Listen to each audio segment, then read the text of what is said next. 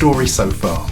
After trying and failing to become a double kick player in the 2000s, I'm making another attempt, and this time I'm determined to succeed.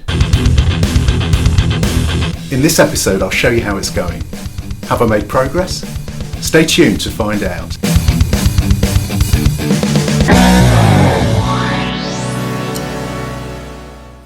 So I've been working through my rehearsal plan. I have a low volume setup with a Pearl Compact Traveller bass drum, part of a portable setup that I use for busking, and I've muffled it with a couple of rolled up t-shirts so it's suitable for playing at home without disturbing the entire street. Yes, I know those beaters don't match, more on that later. And very quickly, having spent time checking out all the fantastic teaching materials on YouTube, I just want to give a quick shout out to a couple of videos which were pitched just right for me.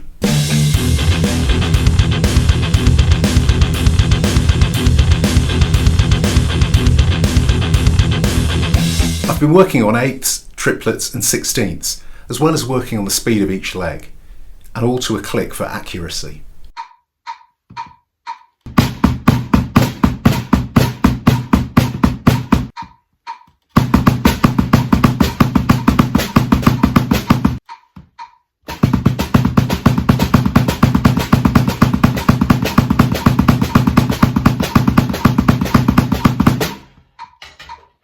Problems?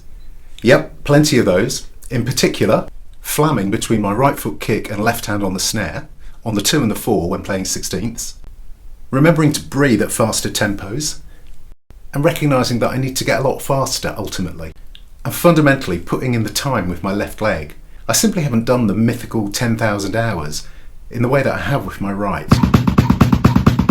So there's quite a bit more that I have to get right if I'm going to crack this. Ergonomics. I'm finding that the advice that's generally out there works for me, namely to pull in the small of my back and sit up straight, to adjust my seat so my hips are slightly higher than my knees, to have an angle of greater than 90 degrees between the back of my thigh and my calf, and a heel up method seems to work better for me.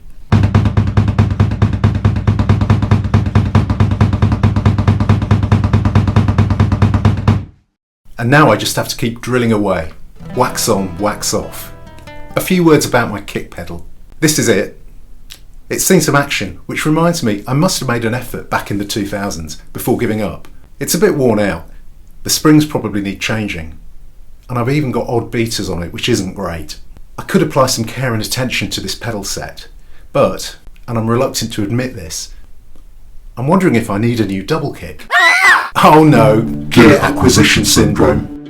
I'm very aware that a bad worker will blame their tools, and no amount of gear will compensate for a lack of practice. So I've set myself a goal. If I make sufficient improvement in my playing, I may upgrade my pedal set. But that's a big if. So tune in next time to see if I've done well enough to justify a gear upgrade. That's all for now. Please do subscribe so you can see how I get on. And do check out the other videos on my channel. They're all about the drumming culture, drums, drummers and drumming. Thanks for watching, and I'll see you next time.